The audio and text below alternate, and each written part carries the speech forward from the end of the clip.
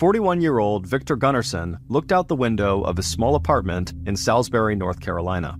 It was Wednesday afternoon, December 1st, 1993, and another mild winter had settled over the Tar Heel state. Even though Victor had lived in America now for almost 8 years, the onset of what passed for cold in this part of the world still brought back sharp memories of the country where Victor was born and where he had expected, at one time, to spend his entire life. If Victor were waking up today in Sweden, 4,500 miles to the north and east of where he stood right now, he'd be welcoming the start of the coldest month of the year, with freezing temperatures that were nearly 20 degrees lower on average than where he lived now, and days so short that the sun would be setting by 3 p.m. in the afternoon. In Sweden, Victor would be piling on wool sweaters and overcoats. Here in Salisbury, he hardly ever had to wear anything warmer than his leather bomber jacket. Turning away from the window, Victor gave himself a small mental shrug. He felt lucky that he didn't miss his homeland more than he did, because for Victor, leaving Sweden had been a matter of necessity, not choice. Back in 1986, Victor's big talk about his anti-communist views, along with his right-wing activism, had gotten him in so much trouble that he'd basically been driven out of his politically liberal homeland. And even if he went back to Sweden's capital city of Stockholm, where he used to live, Victor knew he would not be any more welcome now than he had been 8 years earlier. What still surprised the tall, handsome Swede with the dark hair and intense blue eyes was that he finally felt okay about all of that. When he'd had to leave Stockholm, he'd chosen the US because he'd enjoyed the time he'd once spent vacationing in sunny California, but he'd wound up settling not on the West Coast, but here in central North Carolina, where the weather was warm, cost of living was reasonable, and where the beautiful Blue Ridge Mountains were within a day's drive of the Lakewood apartment complex that Victor now called home. And here in the south of the United States, Victor's conservative views didn't raise so many eyebrows, and his naturally gregarious personality had meshed seamlessly with the region's legendary southern hospitality and friendliness. And it hadn't taken Victor long since he'd arrived before he'd put his ability to speak 9 different languages to good use. Within weeks of getting settled here and advertising his services as a language tutor, Victor began to get so many requests for help that he'd had to start putting prospective students on a waiting list. Now, earning $50 an hour, which would be the equivalent of about $100 today, Victor wasn't rich, but he did feel financially comfortable. Victor had also very quickly found his niche in Salisbury as a ladies' man. From the second he had arrived, Victor made no bones about how much he enjoyed female company in every size, shape, and age.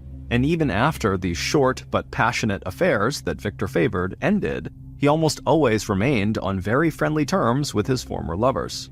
The South was also a place where Victor, who liked to exaggerate when it came to describing his life experiences, found a willing audience. In addition to his magnetic personality, the fact that he was from Sweden and spoke so many languages gave him an exotic and cosmopolitan gloss that women and men found very interesting. Now, opening up one of the kitchen drawers and picking out a sharp paring knife, Victor thought about the latest woman in his life and smiled. Reaching for the fresh tomatoes that were piled on the counter in front of him, he put one of them on the cutting board and then looked down at his gold watch to check the time. Just 5 days ago, on the Friday after Thanksgiving, Victor had met a local high school teacher named Kay Whedon, who was housing a foreign exchange student from Denmark. And the attraction between Victor and Kay, who was 40 years old and, like Victor, divorced, had been immediate and very strong. The two of them had been brought together by a mutual friend who had told Kay that Kay's exchange student, Mikkel, who was there attending the local high school, might enjoy talking in his native language with Victor.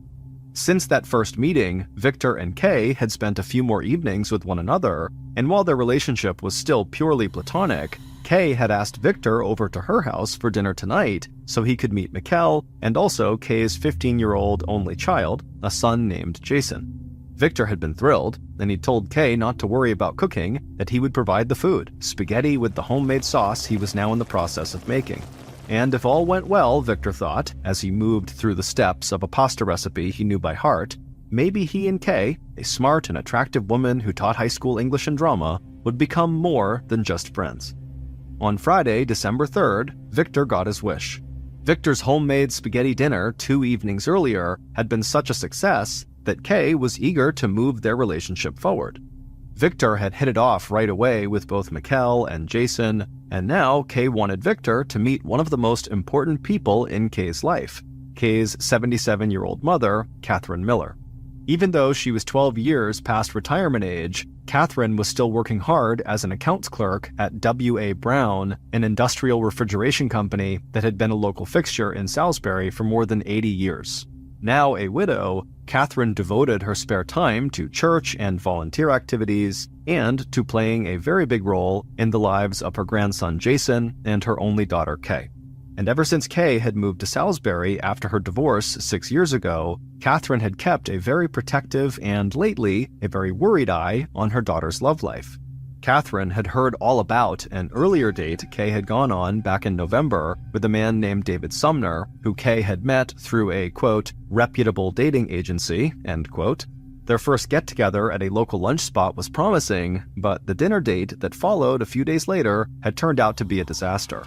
So when Kay had started talking about this intelligent and good-looking man named Victor, who was so different from Kay's expectation that a Swede would be pale-skinned and blonde, Catherine was very interested in meeting the new person in Kay's life. And when Kay had asked Catherine to join Kay and Victor at the Blue Bay Seafood Restaurant that night of December 3rd, Catherine hadn't hesitated even a second before saying yes.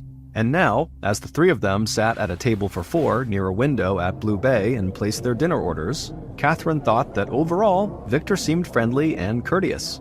He was definitely a talker, except when it came to exactly why he had left his home in Sweden's capital city of Stockholm 8 years earlier. But then again, Catherine thought to herself, everyone had their secrets, and Catherine wondered how much Kay had told Victor about the problems that Kay had been having in her own life. It wasn't until the end of the meal, when Victor took his last bite of his baked potato and motioned to the server that he was ready for the check, that dinner hit one small sour note.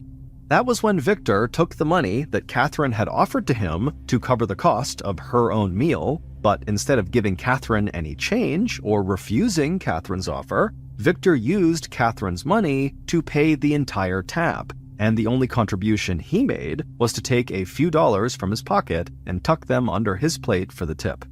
A few minutes later, as Catherine, Victor, and Kay stood up and put on their coats before heading out the door and into the cool night air to the parking lot, Kay, who had also noticed this telltale sign that Victor was very likely tight with money, gave her mother an embarrassed shrug. Maybe, Catherine thought, as Victor held the car door of Kay's car open for Catherine to slide in before he stepped away to get into his own car to drive back to Lakewood Apartments where he lived, Victor didn't hate the welfare state, which is how he described Sweden, quite as much as he said he did, because he certainly didn't mind taking from the person who was supposed to be his guest. But later that night, when Kay and Victor were sitting outside in Kay's yard next to the fire pit, Kay at least had put that single awkward moment at the restaurant out of her mind.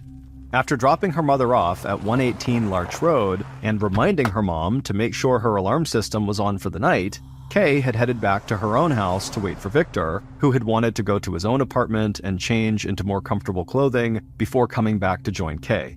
When Victor arrived at Sycamore Road, Jason and Mikkel were out with friends, which meant Kay and Victor had 3 hours alone together. When Jason and Mikkel got back to the house at about 10 p.m., Kay and Victor joined the teens and a few of their friends out in the side yard to enjoy a fire in the fire pit. Now, as Kay and Victor sat next to one another, their fingers entwined, Kay noticed the glint of a small diamond set in the heavy gold signet ring that Victor always wore on his left hand. When Kay asked about the ring, Victor took it off and told her that the 3 letters engraved around the diamond meant strength and courage. As their eyes met over the ring, Kay's heart skipped a beat, especially after the hours that she and Victor had just spent alone. Kay hoped that there would be many more evenings just like this in the months ahead.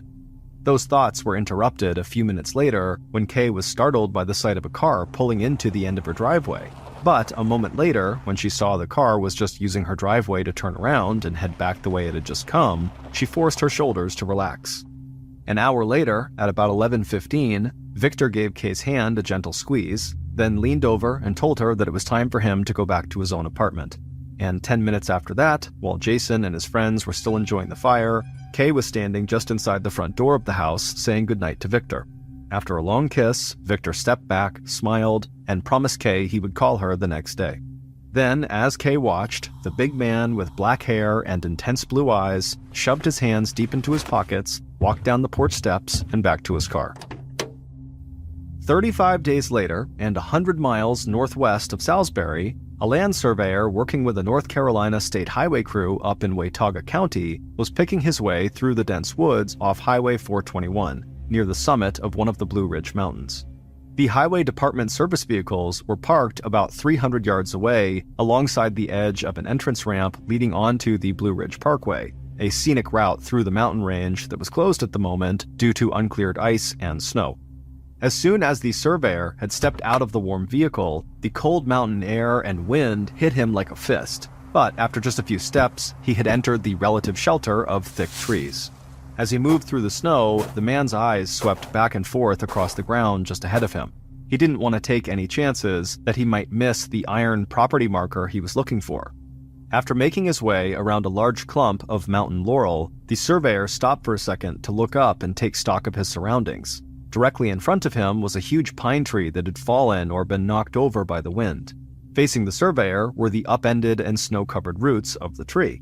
And in the indentation in the earth where all those roots had once dug into the ground, the surveyor suddenly noticed something out of place in the snow just a few steps in front of him. The surveyor squinted, sure that his eyes were playing tricks on him. Then, moving much more slowly now, the man took one more step closer and then froze. Sticking out of the white snow immediately in front of the surveyor were two bare human feet. The toes and flesh of one foot had been chewed down to the bone by small animals, but the big toe on the left foot, large with a bristle of black hairs, a man's foot, was still intact. Suddenly gagging, the surveyor stumbled backward, then turned and ran a few yards back along the path he had just made through the snow. Then, pausing to catch his breath and looking over his shoulder again at the fallen pine tree, he dropped his case of equipment into the snow, opened his mouth, and yelled for help. By 2 p.m., the entrance ramp to the Blue Ridge Parkway was crowded with law enforcement vehicles and personnel. In response to the 911 call that had come in a few minutes earlier from the state highway crew reporting that what appeared to be a man's dead body had been found in the woods, 2 patrol cars from the Watauga County Sheriff's Department had been first on the scene, where they were soon joined by members of the Blue Ridge National Park Service.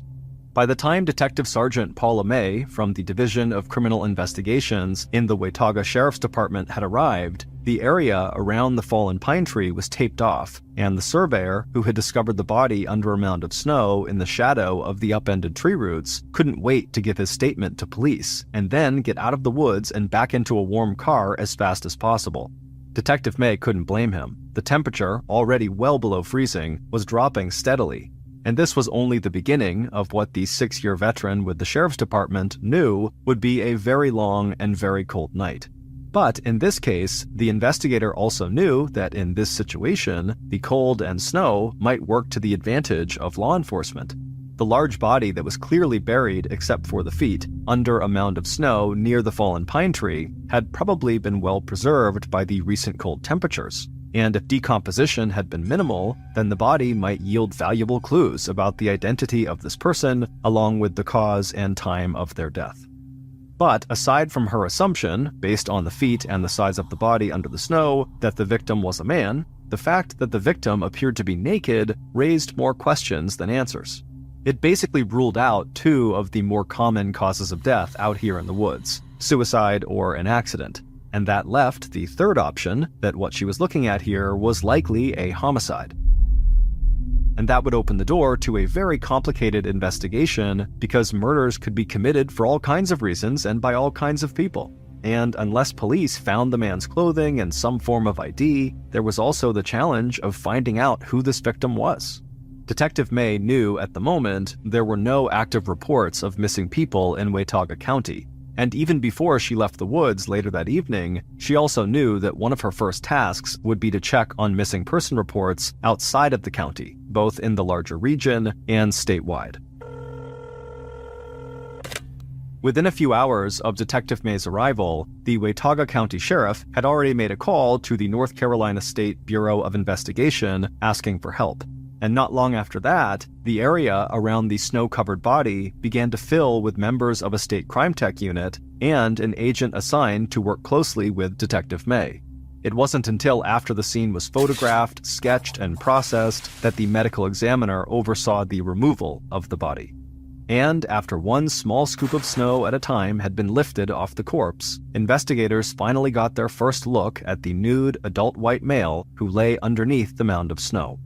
The bare skin of the man's back was frozen to the ground. His wide-open mouth showed a set of straight white teeth. In his left temple, just below the line of dark hair that still covered what was left of his scalp, investigators could see a clearly defined circle where a bullet had been fired into his skull. And on the right side of the man's neck, there was a second bullet hole. There was no sign anywhere of the man's clothes, and no shell casings from the rounds that were fired, but the body was not completely stripped. On the man's left wrist was a gold watch, and on his left hand, he wore a heavy gold signet ring with a small center diamond. The only other physical item left at the scene of what investigators now knew had to have been a murder was a 16-inch long strip of electrical and masking tape, the same kind of tape that investigators would later find had been used to bind the man's hands and ankles.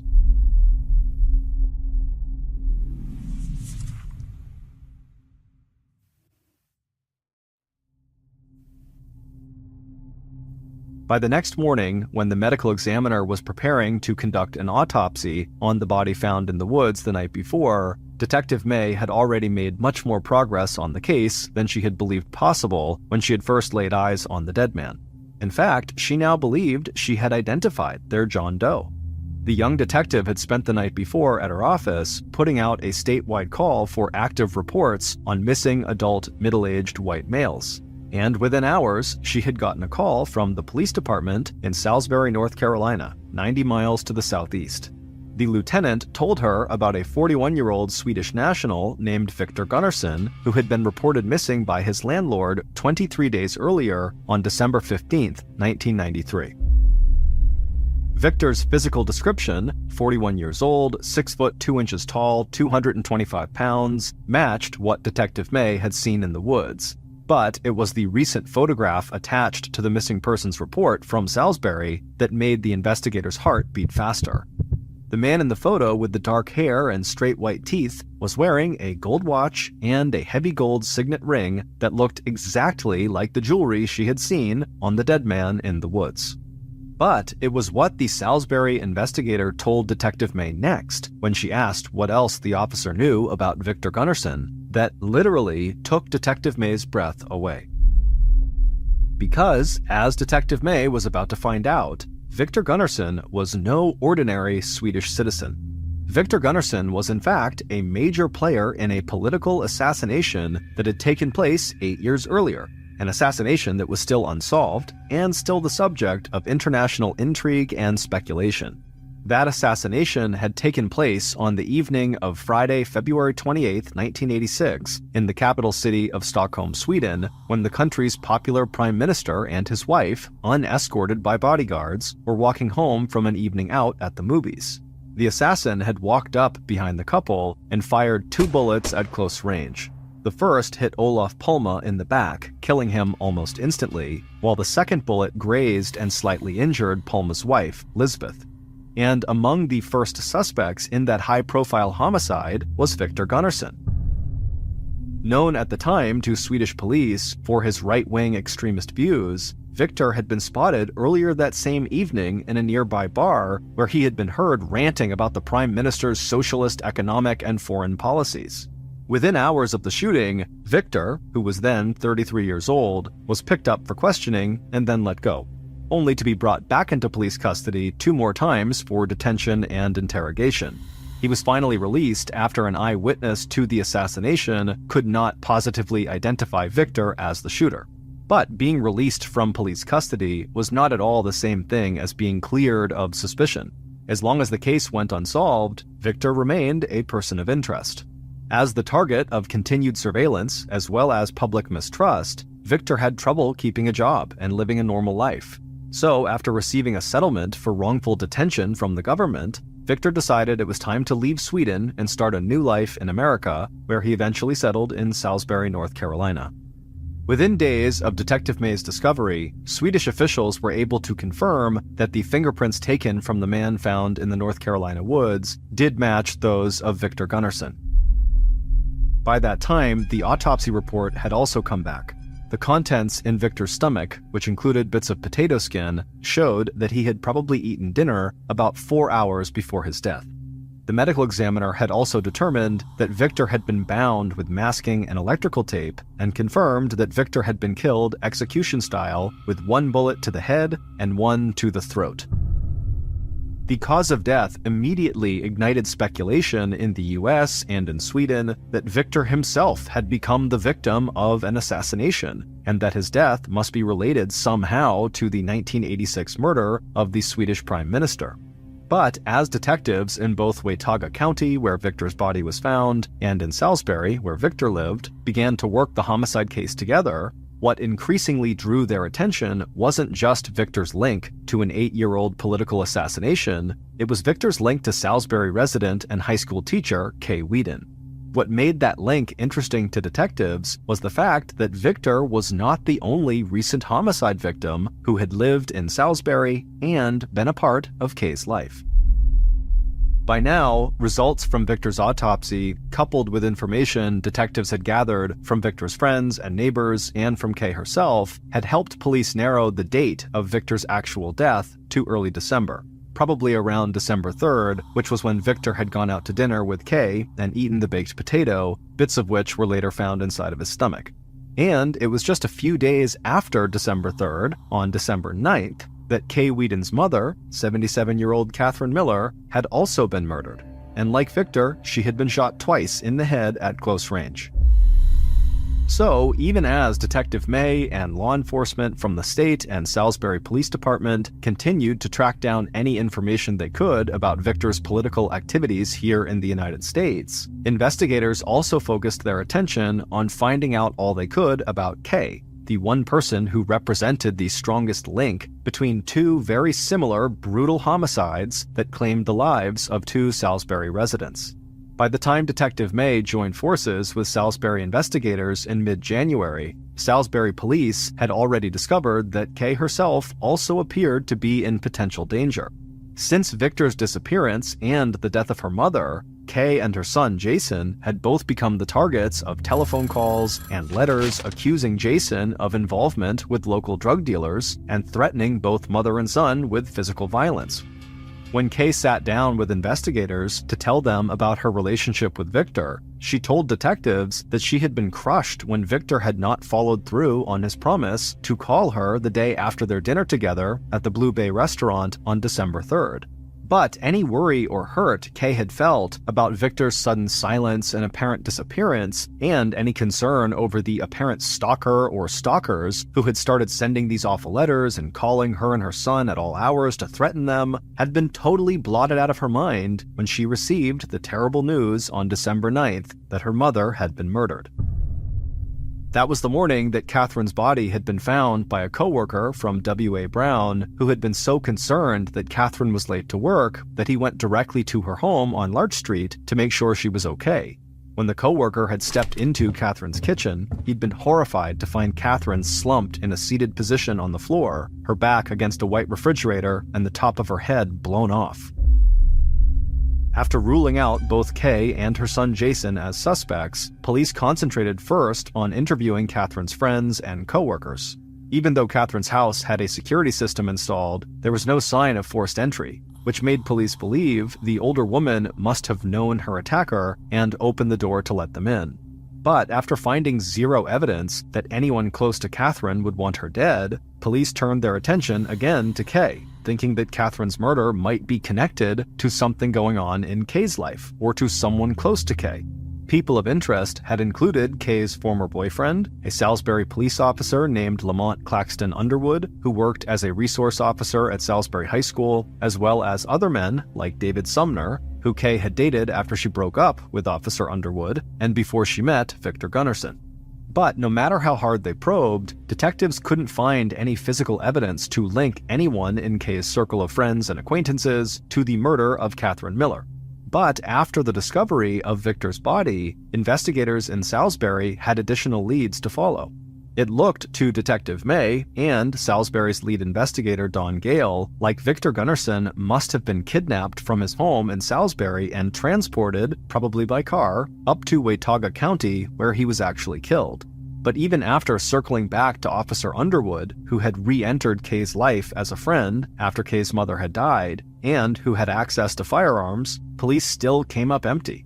All police discovered when they searched their fellow officer's home and car on February 1st, 1994, was that Lamont Claxton, LC for short, was neat to the point of being compulsive about order and cleanliness.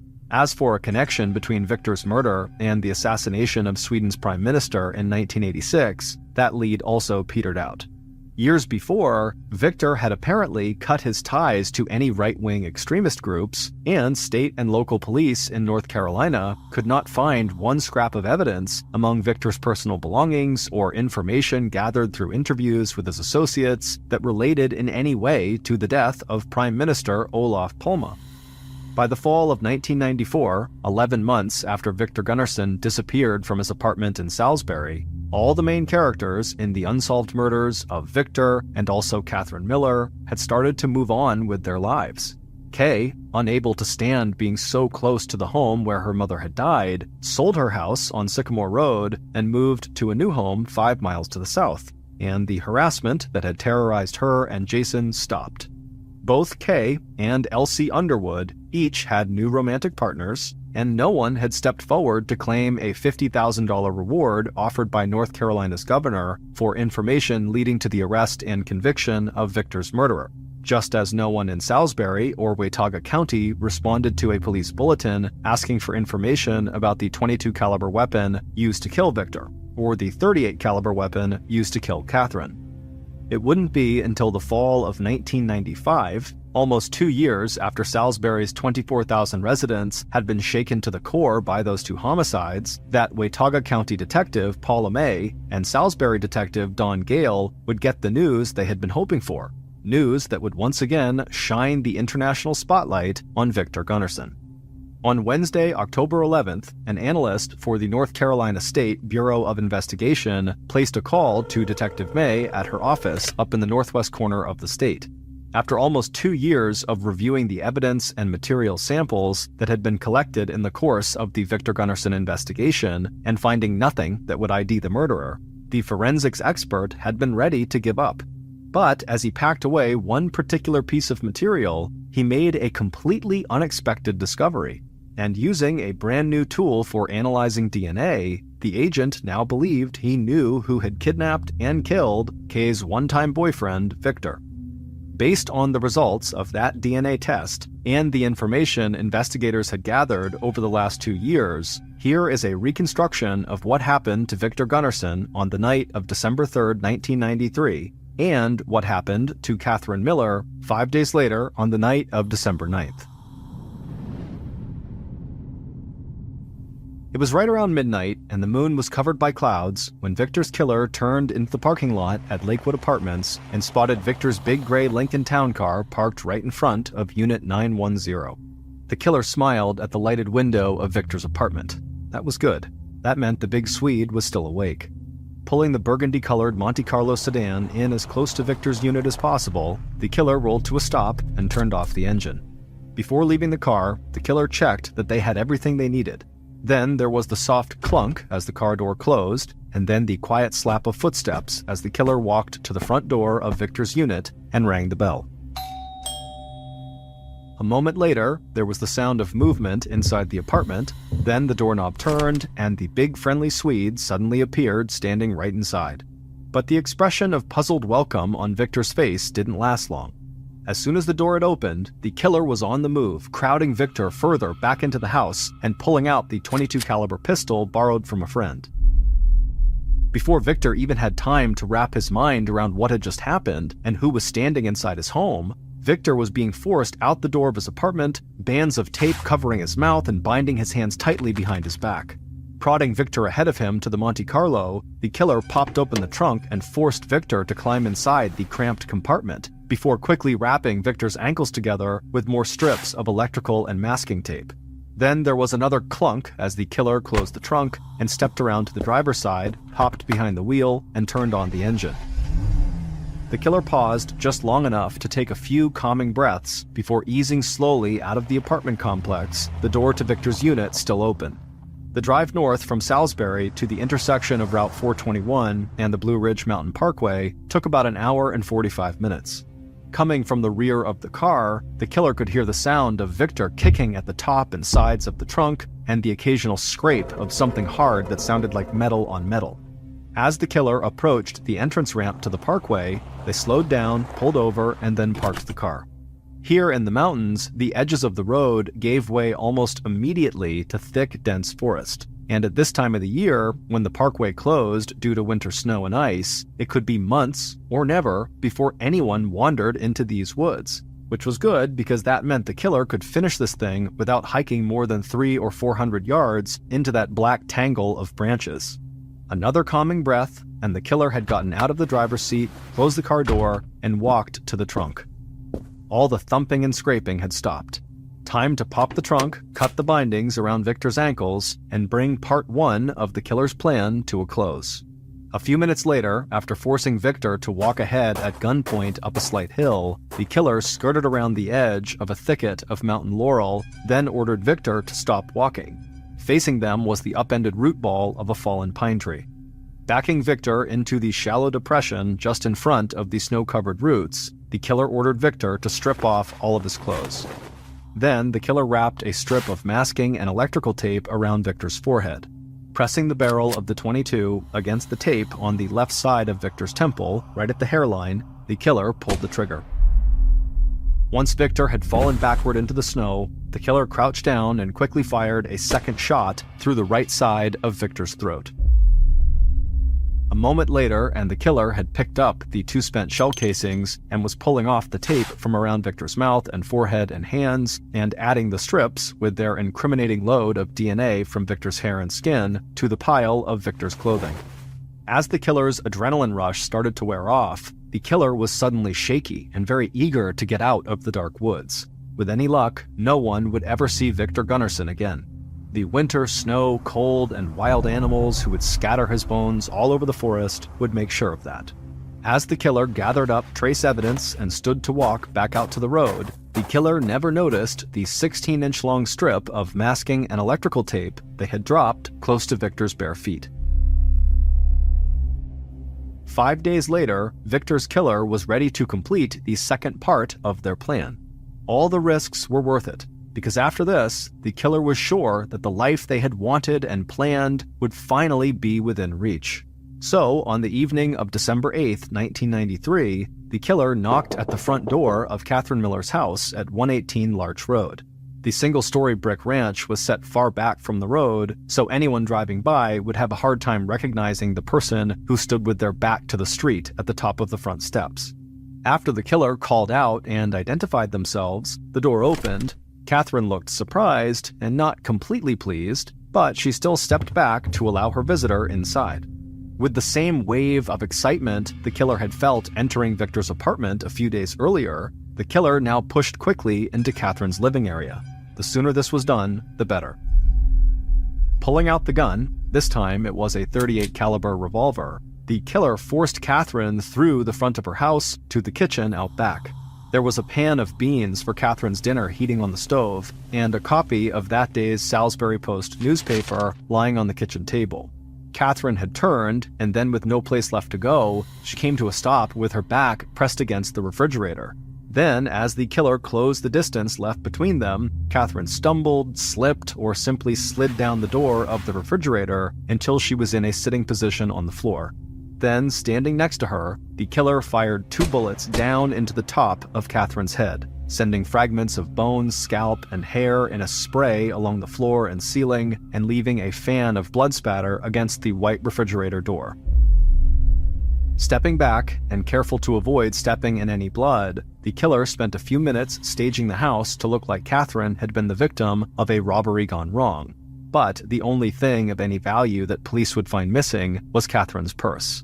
Satisfied with their work, the killer left Catherine's house, returned to their car, started up the engine, and drove away, already thinking ahead to the sequence of events that would begin tomorrow morning. As soon as police discovered Catherine's dead body, they would inform Catherine's daughter, who lived just a few blocks away. And that was the moment when Salisbury police officer L.C. Underwood would be ready to reap the reward of having murdered the two people who stood between him and Kay Wheaton, the woman he loved and wanted. With Victor gone, L.C. had eliminated his chief romantic rival, and with Catherine Miller dead, L.C. had eliminated the person closest to Kay, and the person who had never approved of her daughter's involvement with the police officer who had heard all about how L.C. Underwood had showed up at the restaurant where Kay had met David Sumner for dinner, threatened to hurt both of them, and then dumped a full glass of iced tea right into Kay's lap.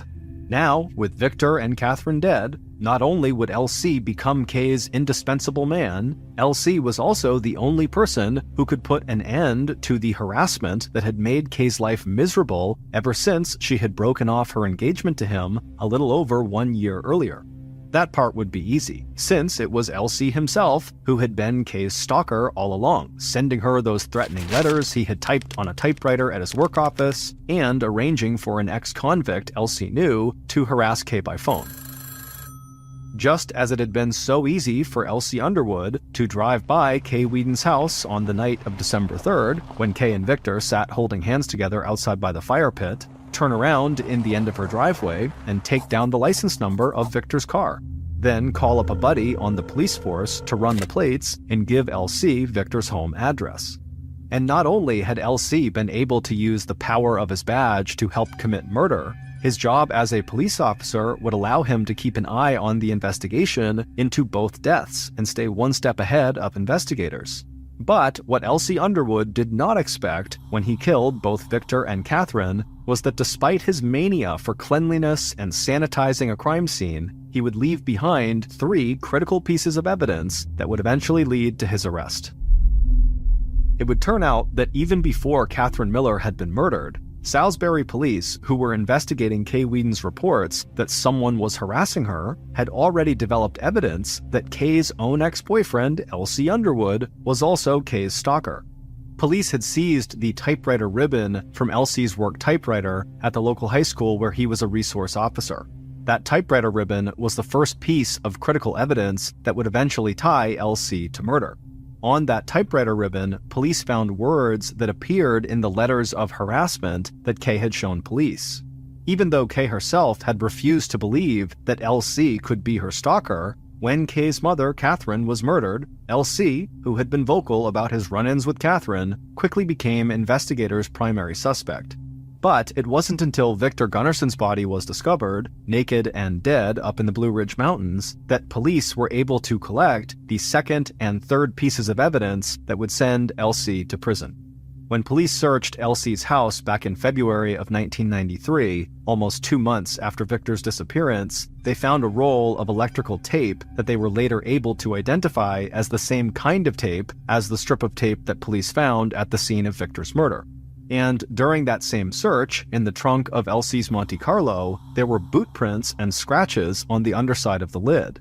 And even though L.C. had had the car thoroughly and professionally cleaned, when detectives sent in the mats from the bottom of the trunk to the state crime lab for examination, forensic specialists would eventually recover 17 hairs embedded in the mat fibers.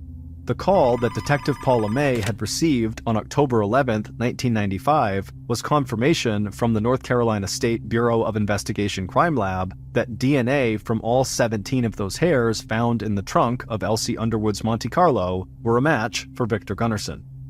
On October 13, 1995, one day after receiving those DNA results, and just under 2 years after Victor disappeared, police arrested 44-year-old police officer L.C. Underwood and charged him with first-degree murder and first-degree kidnapping in the death of Swedish national Victor Gunnarsson. 3.5 years later, on Monday, July 21, 1997, Lamont Claxton Underwood was found guilty of both charges and sentenced to life in prison without parole. Although the court allowed the prosecution to present evidence from Catherine Miller's murder as part of the state's case against L.C. Underwood, Elsie Underwood was never formally charged with Catherine's murder. On Christmas Day 2018, after serving 21 years of his life sentence, Elsie Underwood died in prison of kidney cancer at the age of 67.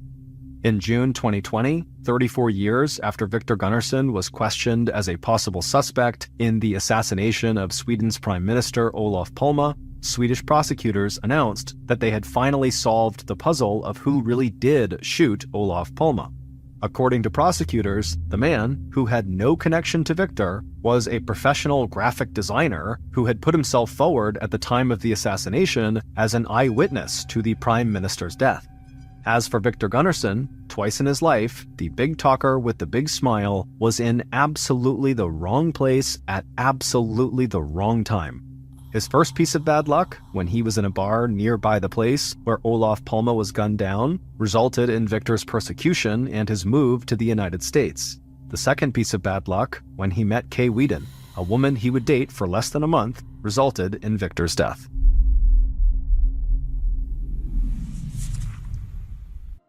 In the summer of 2001, Arthur Labe sat inside a traditional German beer garden with his family. The middle-aged man lived on Vancouver Island in Canada, where he worked as a house painter. But now he was on his dream vacation in Germany, visiting relatives that he hadn't seen for years. He'd been looking forward to this trip for ages, and he was having a total blast. Arthur felt grateful to be on this vacation at all. A few months earlier, he had coughed up some blood, and his wife Carol insisted that he go see their doctor on Vancouver Island.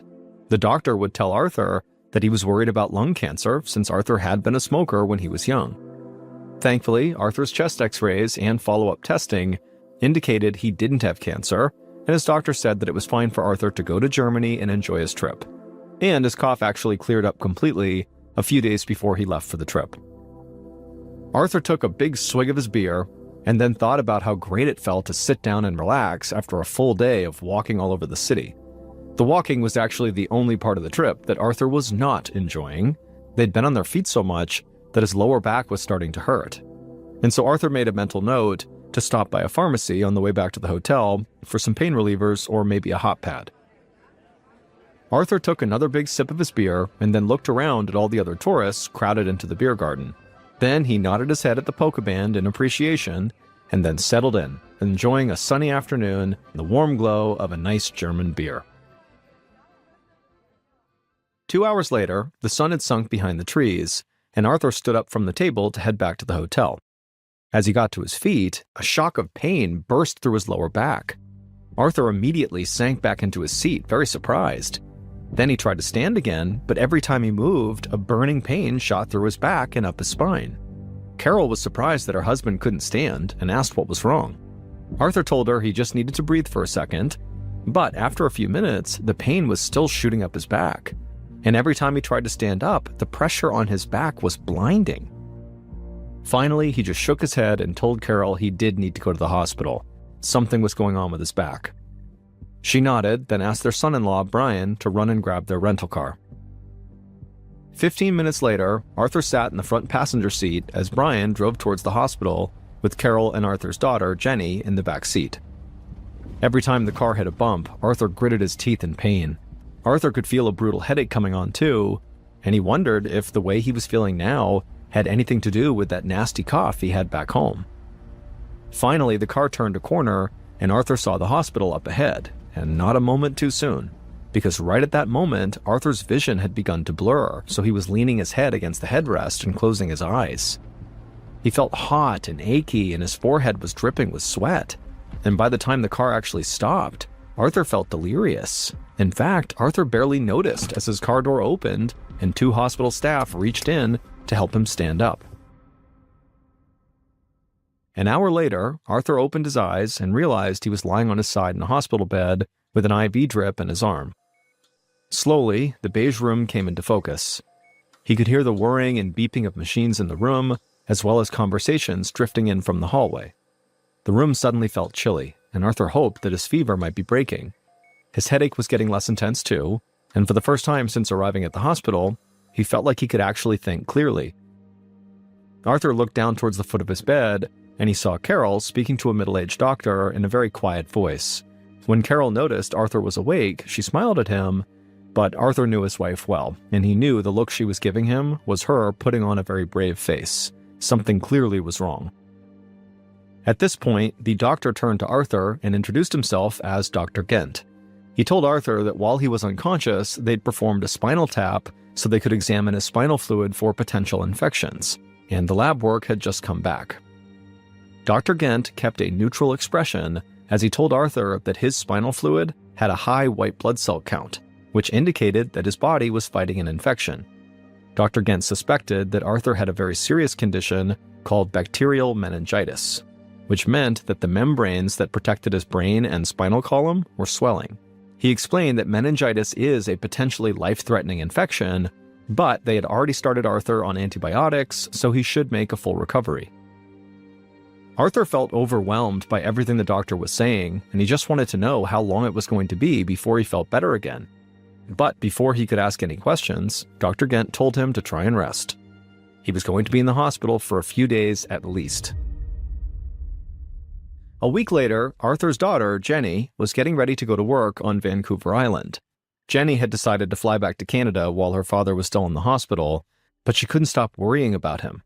So far, doctors in Germany had tried 6 different antibiotics, but her dad didn't respond to any of them. He just kept getting sicker. Jenny was about to head out the door when her phone rang. She lunged for it, knowing it was the time her mother usually called from Germany. For a split second, Jenny hoped that her mom was calling to say her dad was all better, and they were just going to resume their vacation and everything was great. But as soon as Jenny picked up the phone, she could hear that her mom was crying. Carol told Jenny that the swelling in her father's brain was getting worse, and now Dr. Gent was saying that it looked like her father was going to die. Jenny had not prepared herself for the possibility of losing her dad, and she scrambled to think of some way she could help. Finally, she offered to drive over to her dad's doctor's office here on Vancouver Island to basically fill in Arthur's primary care doctor about what was going on, to see if maybe he had some ideas that the doctors in Germany had not tried yet. An hour later, Jenny fidgeted as she watched her father's doctor in Vancouver Island review her dad's scans on a computer monitor and flip through his lab results. He asked Jenny a few questions about her dad's condition, and she did her best to fill in the blanks. Finally, the doctor closed the files and turned to her, and she sat up expectantly. But he just shook his head and told Jenny that, despite her father's serious illness, his charts looked remarkably normal.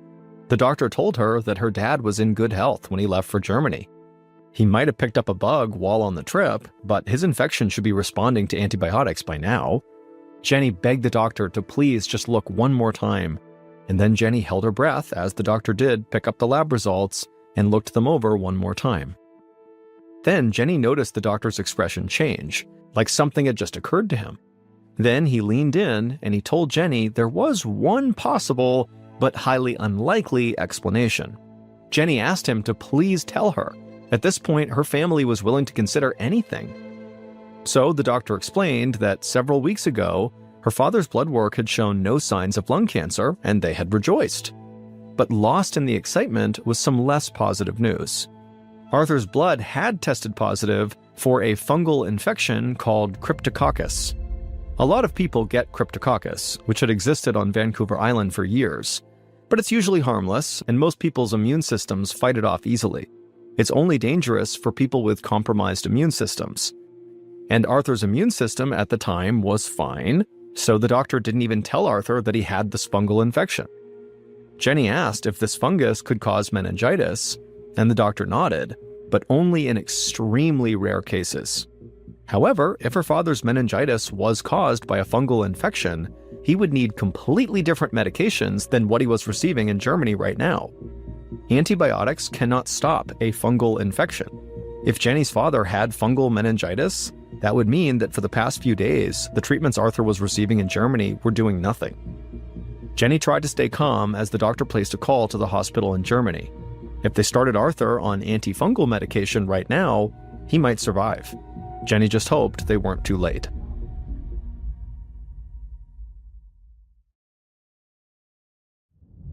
Several months later, in the early winter of 2002, an animal pathologist named Sally Lester was in her laboratory on mainland British Columbia, a few miles away from Arthur's home.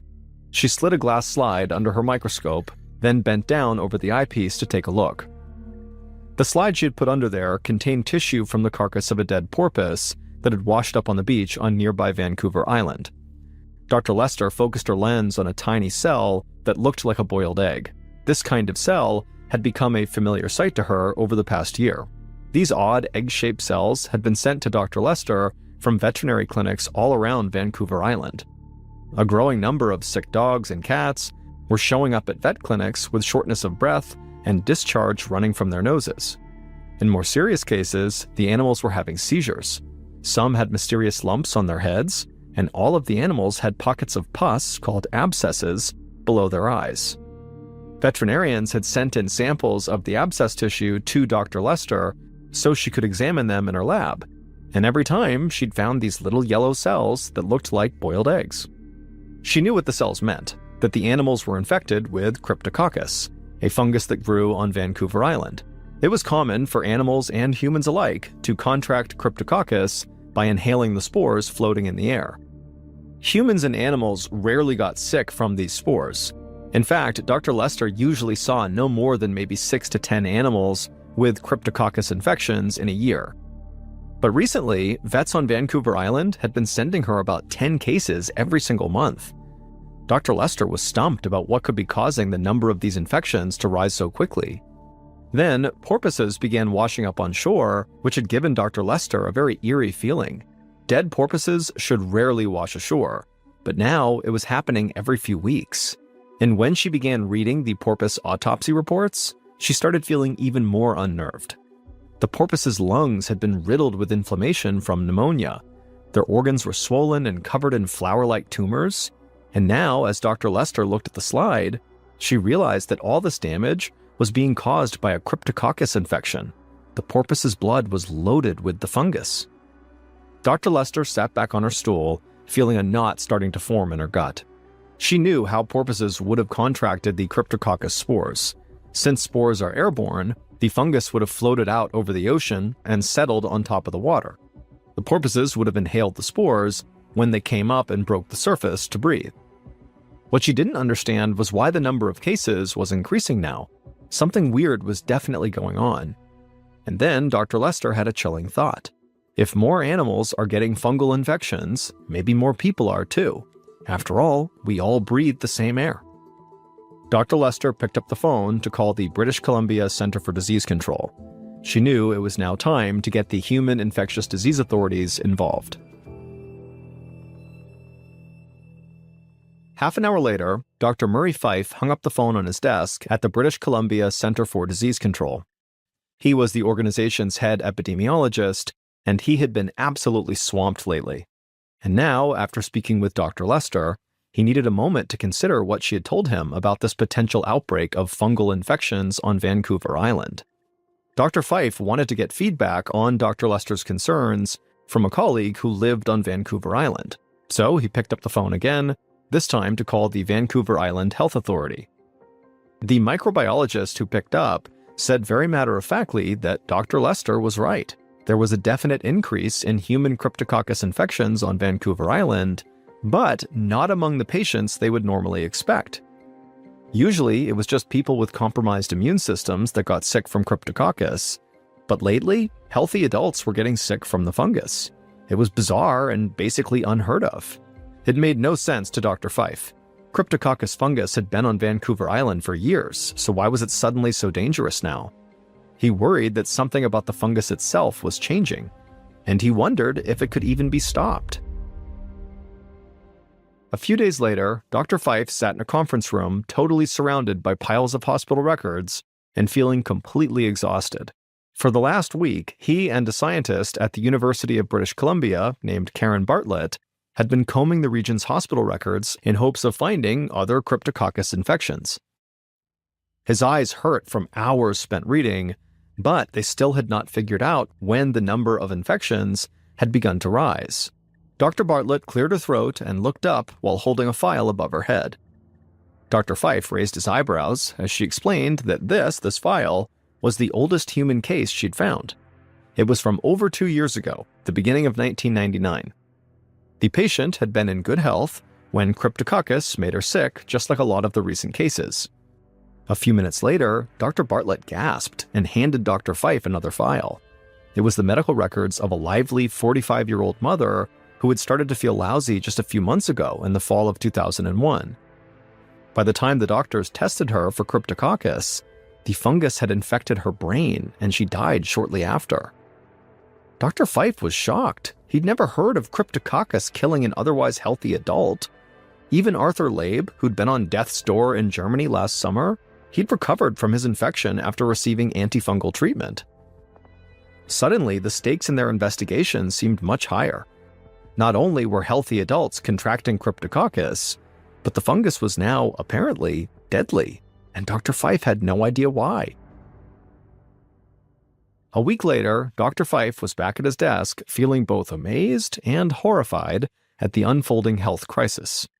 After he and Dr. Bartlett discovered that Cryptococcus infections were killing people on Vancouver Island, they'd sent samples of the fungus to a lab for further analysis.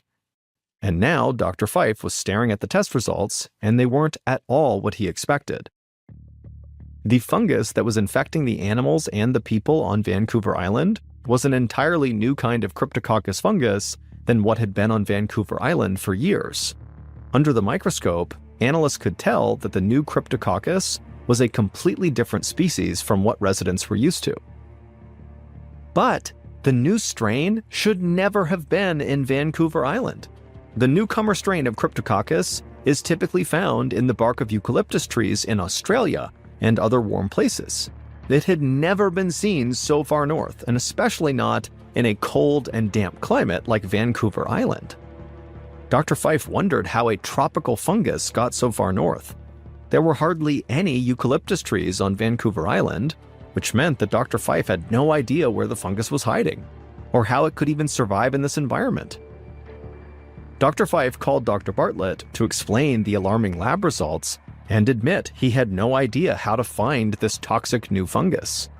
She paused, then told him she had an idea. She said it was time to get some boots on the ground. A week later, Dr. Bartlett stood on a residential street on Vancouver Island, surrounded by several students from a local college. These were her volunteers, and together they were going to comb the backyards and backwoods of all of Vancouver Island, searching for answers. Dr. Bartlett looked from student to student and reminded them of their objective.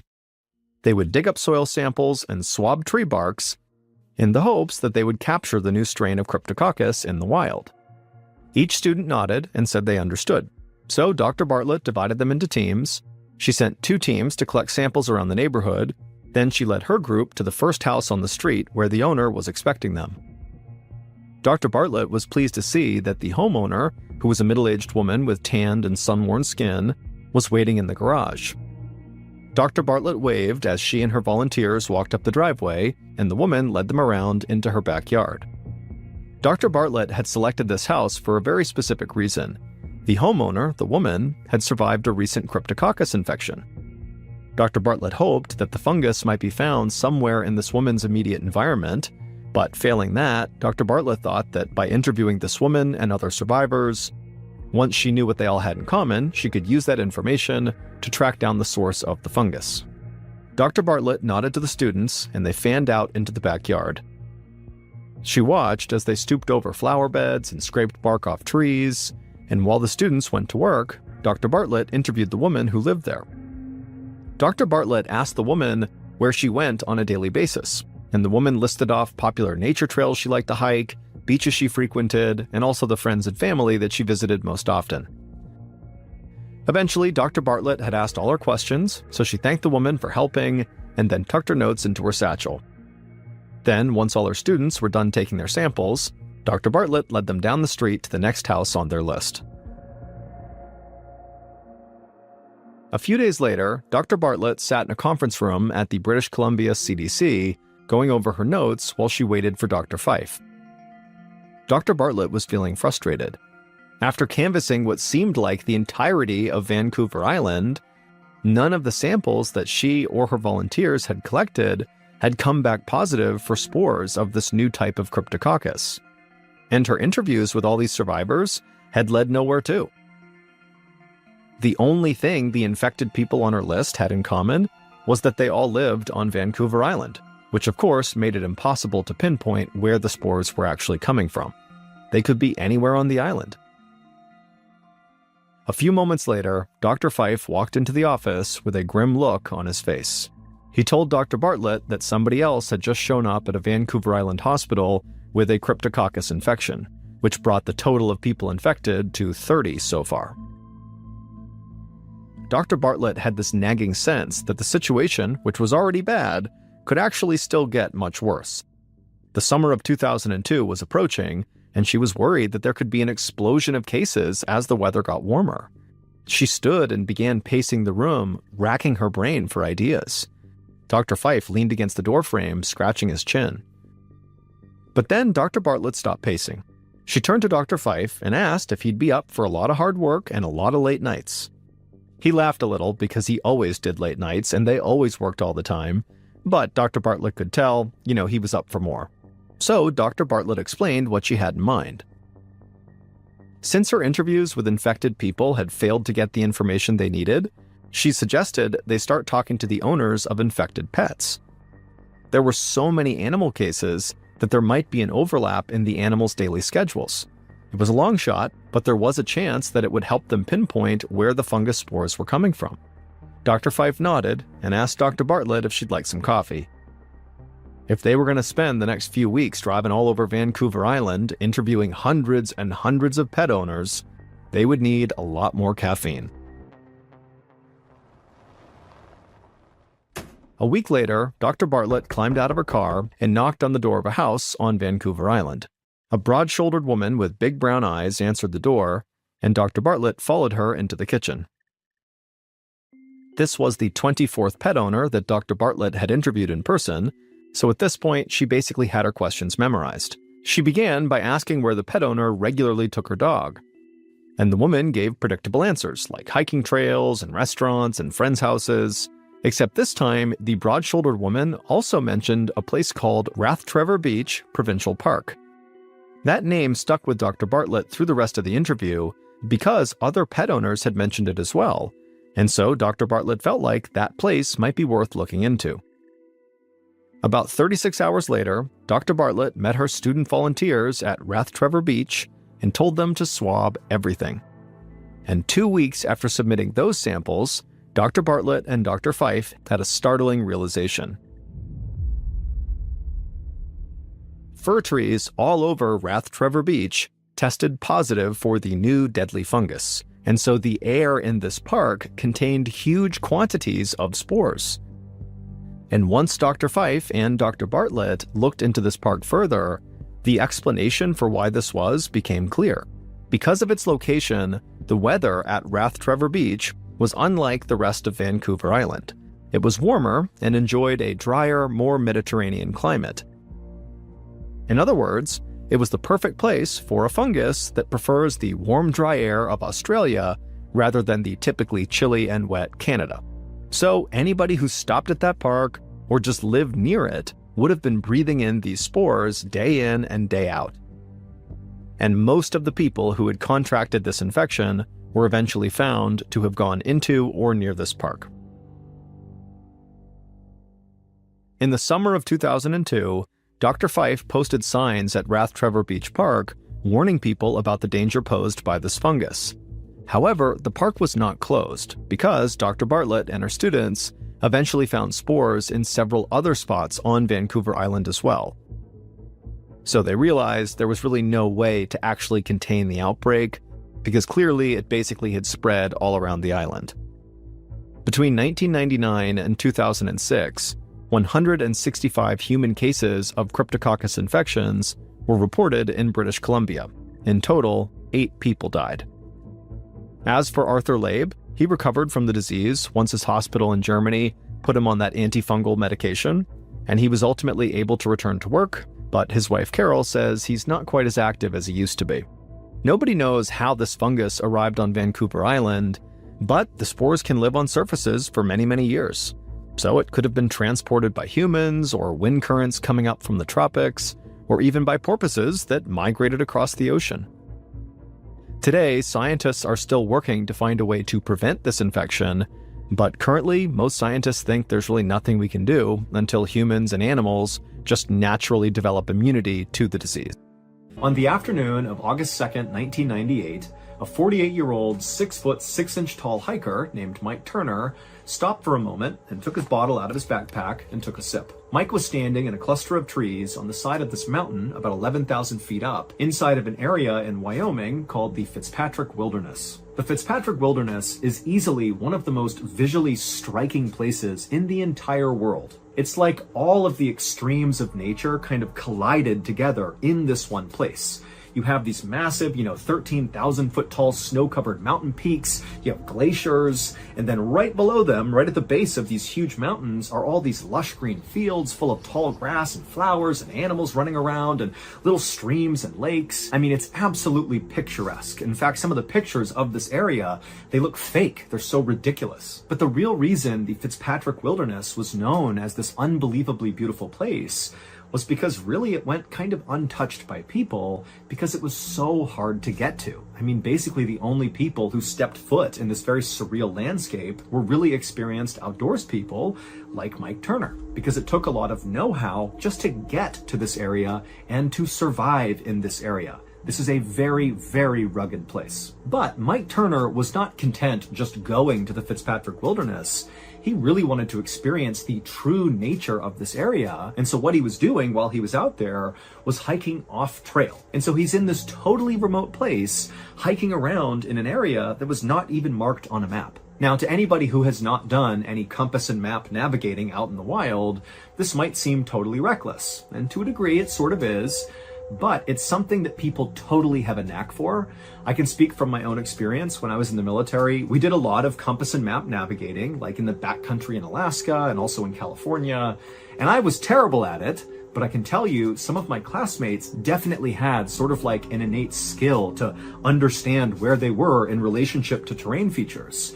And then if you combine that with proper training and experience, I mean, these guys got really good at just being able to navigate with a map and compass.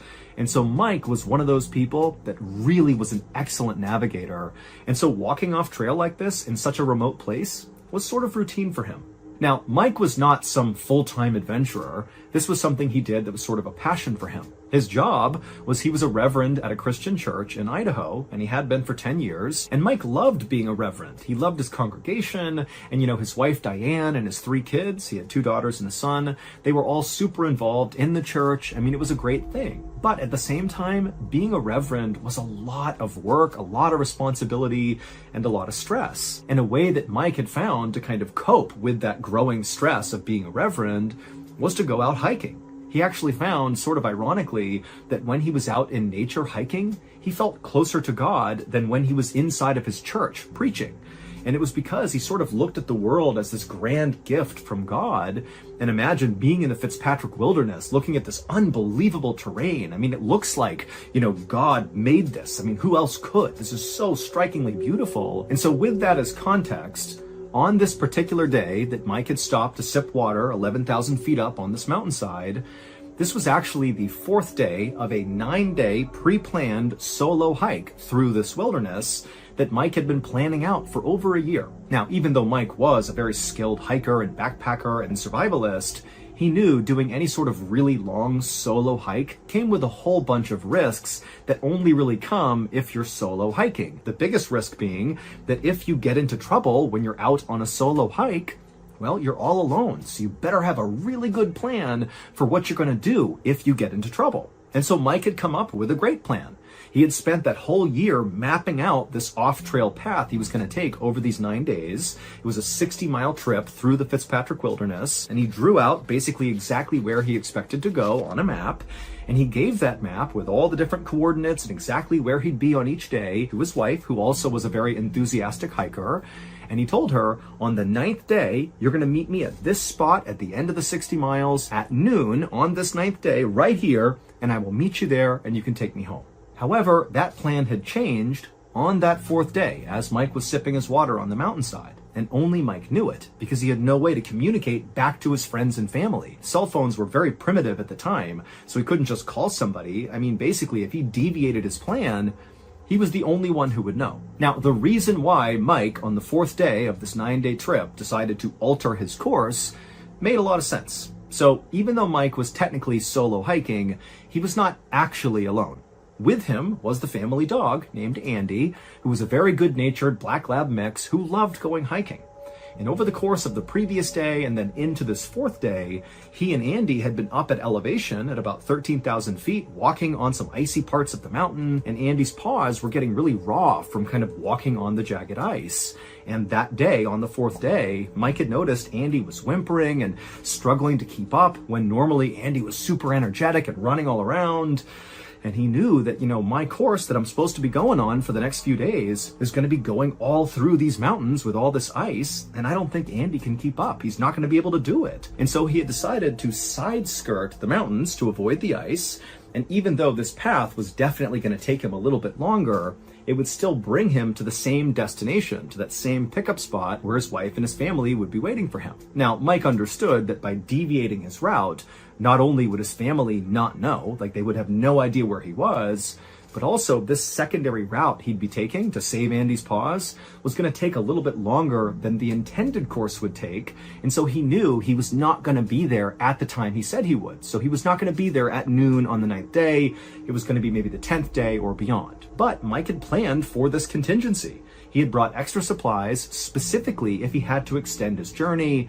And so he felt confident that even though this was a big risk, to take this path that nobody knows he's on, he felt he could do it with no problems. And so after Mike finished taking a sip of his water, he pulled a bowl from his pack that was for Andy, and he poured some water in it, and he placed it on the ground, and Andy kind of made his way over and began lapping at the water. And as he did, Mike looked down and saw Andy's tail wagging happily.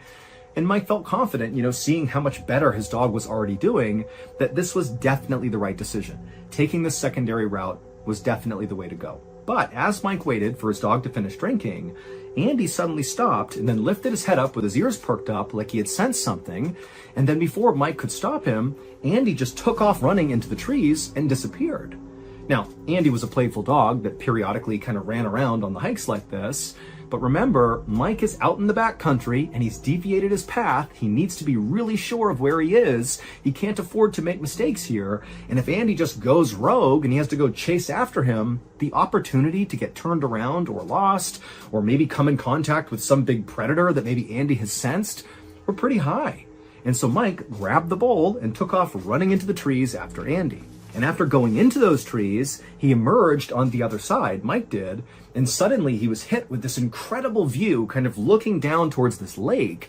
And there was this huge clearing on this side of the mountain that was filled with these huge boulders, like boulders the size of small cars, and they were everywhere. Basically, the mountain, as it eroded, chunks of rock were rolling down into this clearing that was sort of at a slant down towards this lake, and it just filled the entire clearing with boulders, to the point where you really couldn't actually walk on solid ground. The only way to get from where Mike was and where Andy was, because at this point he could see his dog was making his way towards the lake. Clearly, that's what Andy had sensed, the lake, and he was going to get a drink or something. And so Mike knew to get to his dog, he would basically have to climb onto the boulders and jump from rock to rock all the way to his dog. And so Mike tried calling for Andy one more time to stop and come back, but Andy was on his own program going towards the lake. And so, resigned to the situation, Mike climbed on top of the first boulder and began jumping boulder to boulder in the direction of his dog.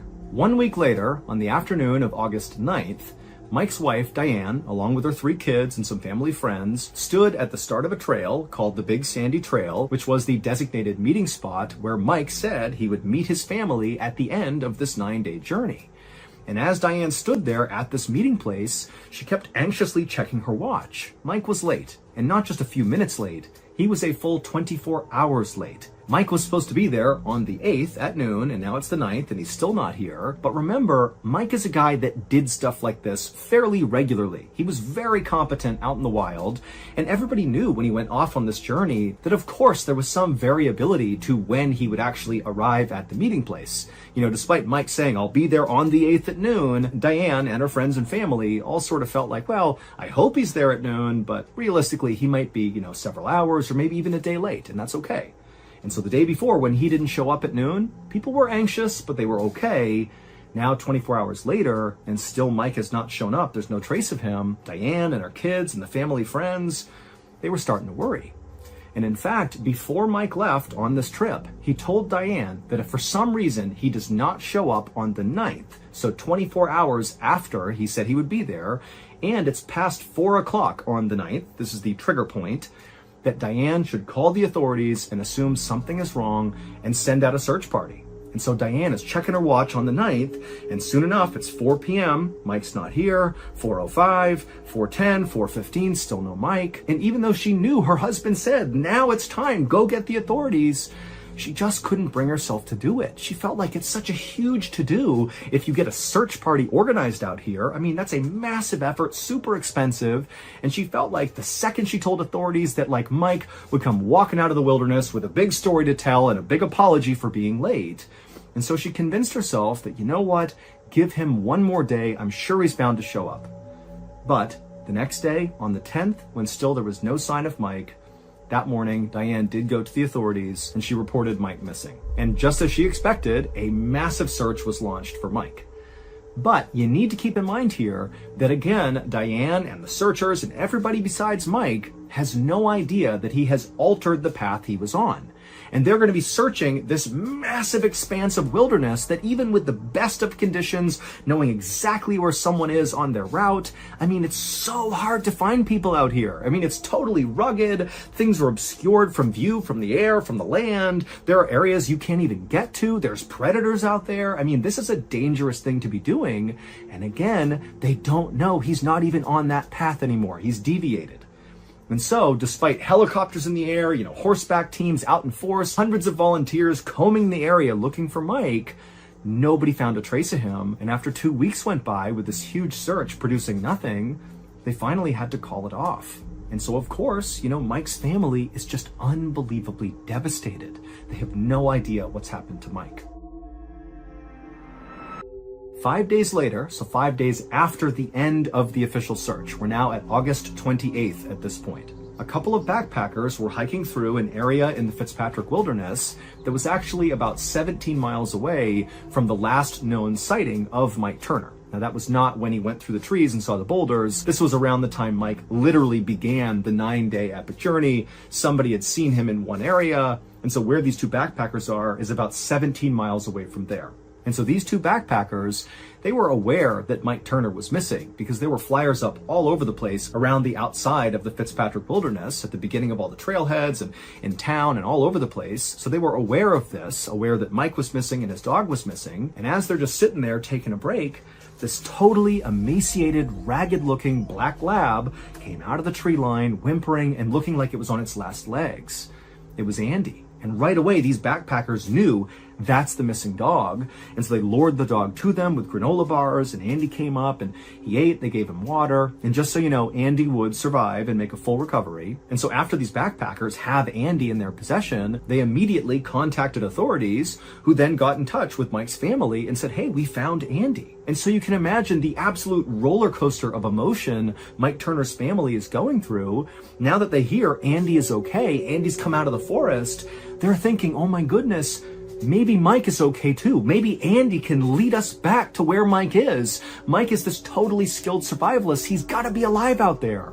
And so after discovering Andy, a second search was launched using Andy as the guide dog. They basically went to that spot where the backpackers found him, and basically Andy's family and some other volunteers allowed Andy to lead them back into the wilderness, hoping it would lead them to Mike. And so as this new search began with Andy leading the way, a separate backpacker, who we will call Brian, just for the sake of the story, that's not his name, but we're going to call him Brian, he was hiking through a section of the Fitzpatrick Wilderness not near where Andy was. This is a separate area. And Brian, he was not involved in looking for Mike Turner, but he was aware that Mike was missing because, again, he had seen all the missing person flyers, he'd seen the news, and when he began his own hike into the wilderness, he had seen at the start of his own trailhead a big flyer with a picture of Mike Turner and his dog saying he was missing. So Brian's aware of Mike Turner's absence, but he's just going on his own hike into the wilderness. And after a few days of solo hiking his way into this totally rugged expanse, he eventually reaches this kind of dense cluster of trees about 11,000 feet up on the side of a mountain, and he walks through those trees, and when he emerges on the other side, out in front of him, sloping down to a lake, is this unbelievable boulder field that practically takes his breath away. But that was not the thing that really got his attention. Instead, as he's taking in these boulders and this unbelievable view of the mountains in the distance and this lake, he noticed there was a man sitting on a rock fairly far across this boulder field with his back to Brian, just staring at the lake. Now, remember, this is like the middle of nowhere, and Brian certainly was not expecting to come across any other person on this journey. And so naturally he thought, okay, I need to go up and make sure this guy is okay, or if nothing else, I want to talk to him. I mean, this is a very rare thing to come in contact with other people out here. And so Brian began walking towards this guy to see what was going on. Well, that man was the missing hiker, Mike Turner, and my goodness, did Mike Turner have a story to tell. But to understand Mike's story, we need to go back 29 days to the point when Andy the dog had taken off running from Mike and he had gone into the boulder field, and Mike had emerged through those trees and seen the boulders, he's seen his dog, and he began climbing onto that first rock to begin making his way towards his dog. So Mike, he gets up on that rock and he begins hopping from boulder to boulder to boulder. And at first it's going fine. He gets about halfway across the boulder field. He's, yelling to Andy to stay put, and he's kind of making his way. It's all good. But then he reaches this one particularly large boulder that when he jumped onto it, it was kind of unstable and it began to wobble under his feet. And so instinctively, Mike tried to leap off of the wobbly boulder onto another boulder that was right nearby. But when he jumped, he sort of undershot this second boulder and so did not land on it and stay put on it. Instead, he kind of hit the face of this second boulder and slipped down to the ground. Didn't hurt Mike. He's just now on the ground in this small space between the boulders. However, unfortunately, the wobbly boulder right behind Mike, well, it didn't just continue to wobble, it wobbled to the point where it rolled forward and literally came to a rest against the second boulder that Mike had just jumped onto and failed to land on top of. Basically, wobbly boulder impacted second boulder, sandwiching Mike between them. But critically, it did not harm Mike. This is going to take some explaining, but it'll make sense after I go through it. Wobbly boulder had what looked like almost a U-shaped cutout on the face of the wobbly boulder. Like imagine a perfectly round boulder, but there's like a divot kind of sitting on the front of it. And it just so happened that on the second boulder in front of wobbly boulder, it also had a sort of divot on the face of it, kind of looking like a U-shape. And when these two boulders collided, these 800-pound boulders, Mike happened to be standing exactly in the position where those two cutouts wrapped around him like shackles. They basically pinned his ankles together, where he could not pull his legs up and out of this totally tight space that was just big enough to hold his legs in place. It was like he was anchored to the ground. But again, Mike is unharmed. His legs aren't broken, he's not battered, nothing. He just cannot move. Now, Mike instantly would have known this is a really big issue because he can't move these 800-pound boulders. They are 800 pounds, and he's by himself, minus his dog, who can't really help him with the boulders.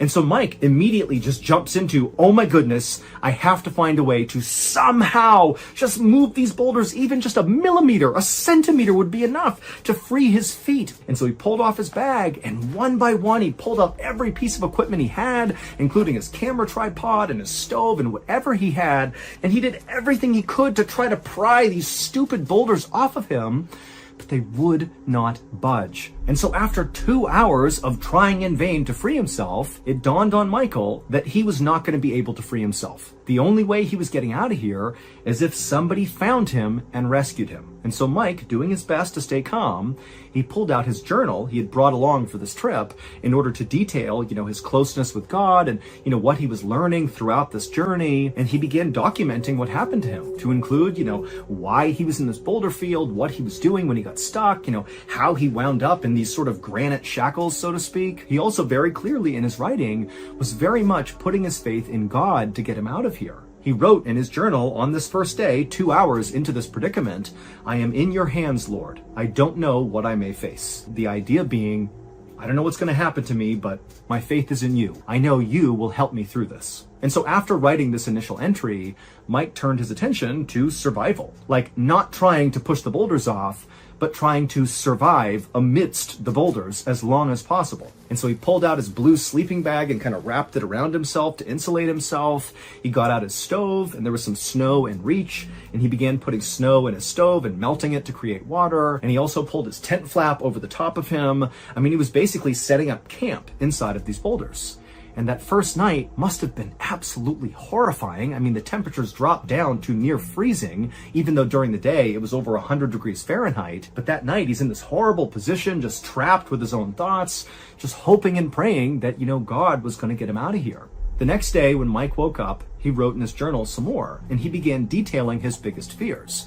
One of them was potentially having to have his legs amputated if he got out of here. The damage of losing circulation to his legs was scary. He wrote that he had food for at least a week, but he only had 2 quarts of water, and there wasn't all that much snow around him left to melt, and he was running out of fuel, and so he was really worried about not having enough water, even though, very ironically, he was like 25, 30 feet away from a lake, which he could have drank water from, but again, he's trapped to the ground. And so on the second day, Mike actually attempted to throw his water bottle, which he connected some rope to try to get it into the lake, to capture some water and pull it back to him. But when he threw it, it was just short of the water. He could not get it into the water, so he couldn't scoop any water into his bottle. And then when he tried to retrieve the bottle, as the bottle was being dragged towards him, it got wedged in some rocks. And again, he can't move, so he can't possibly fling it out of these rocks. And so he couldn't even get his water bottle back. And so by the end of that second day, Mike's tone in his journal began to change. It wasn't totally negative yet, but he began talking about how, man, I wonder what's going to happen when I run out of water. I wonder what my urine will taste like if I mix it with Crystal Light. So it was kind of like he was joking about the fact that he was going to try to make his pee taste better, but it also showed he was beginning to realize just how serious the situation was. Nobody knows where he is. He's completely off the beaten path. He has no idea if anybody even knows he's in trouble, and he's about to be out of water.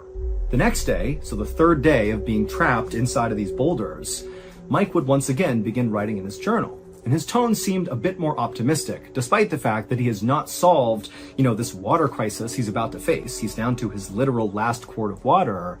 But in his journal, he talked about how this whole trip he went on, this 9-day trip he had planned out, the whole point was to become closer to God. And he felt like, what? I've really done that in the past couple of days. What I wanted to achieve, having a really spiritual event here, it's happened like times 100 being trapped here. I mean, this is the closest I've ever felt to God. But you could just tell there was just an underlying sense that I'm going to get out of here. I'm going to learn from this experience. I'm not going to take stupid risks anymore. I'm going to be a better father, be a better husband, be a better reverend. I'm going to make something of myself. I'm going to improve as a result of this suffering I'm going through right now. However, over the next few days that Mike continued to be trapped in these rocks with no help coming, his optimism clearly waned. He began to write that he was angry with God. He wondered, is this a punishment for something I've done? And he also thought, maybe I failed God, and that's why I'm here. But it was just clear that Mike, who was this deeply spiritual person who absolutely believed in a higher power, how could he be in this terrible position and not be getting any sort of help from God? How could that be? But unfortunately for Mike, his situation only got worse. On about day 5 or 6, as Mike was laying wretchedly inside of this horrible camp he had built, he noticed that he had completely lost feeling in his left leg. Like completely. It was a dead leg at this point. And even though he knew by this point how bad of a situation he was in, this sparked a new, very real fear inside of Mike that he detailed in his journal. He knew his body was actually beginning to break down, and still there is no help, no divine help coming in despite all his prayers. There's no one coming to rescue him. He is all alone. In fact, Mike would write in his journal something that practically brought me to tears when I read it first, and it just said, "So lonely, more than I imagined." I just can't picture what it would be like to be trapped out there. You're not hurt, but you can't go anywhere, and you're all alone, just slowly withering away. And your family, they're somewhere out there, they have no idea, nobody knows. It's just unbelievably devastating. The mental torture this man went through is just out of this world. But it just keeps getting worse.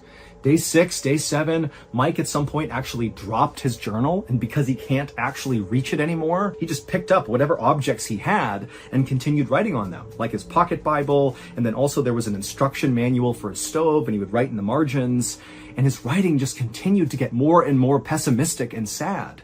He began writing about how intensely he regretted his decision to take the long route. He was totally setting him up for this situation. Nobody would have known where he is. And so he's hating on himself. He's still mad at God. Why aren't you here? Aren't you seeing how badly I'm suffering? I mean, this is a guy who's basically losing his mind with regret and anguish and just pure loneliness. I mean, this is horrible. But then on the 7th and 8th day or 9th day that he was stuck in these boulders, once again, Mike's writing on his random things that he wrote on took another turn.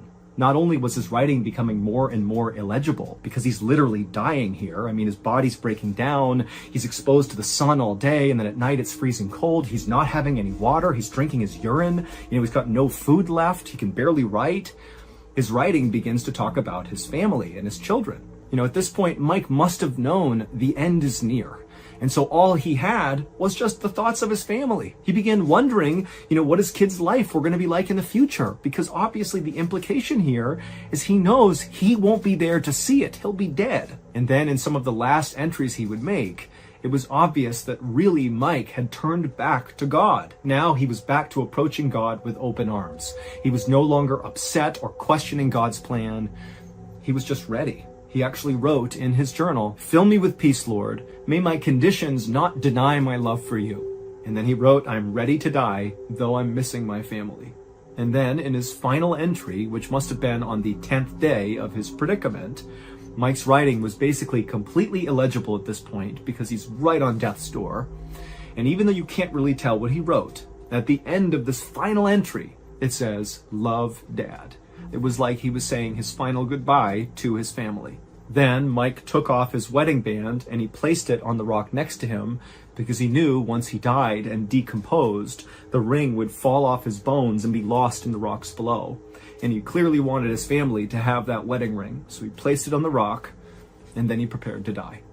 When Brian the hiker walked up to the sitting man he saw on this boulder, he realized almost immediately that that was Mike Turner because he had seen the missing person flyers before he came into the wilderness.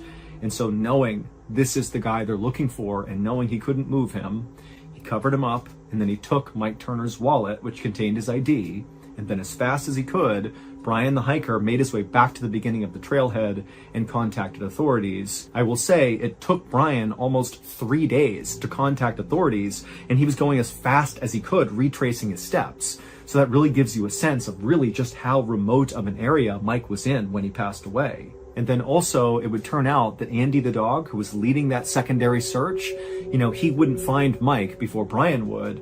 But once they discovered where Mike had died and they checked the direction Andy was taking his family, it was obvious that Andy was heading in that direction. He was a faithful dog going back to save his owner. He just wasn't going to get there in time.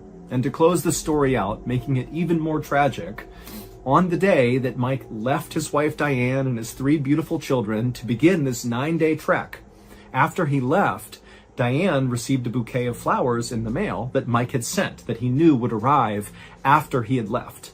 And attached to this bouquet was a note. And the note was written to Diane, and it just said, "Thank you for letting me live this adventure. Know that wherever I am and whatever I'm doing, I'm thinking of you."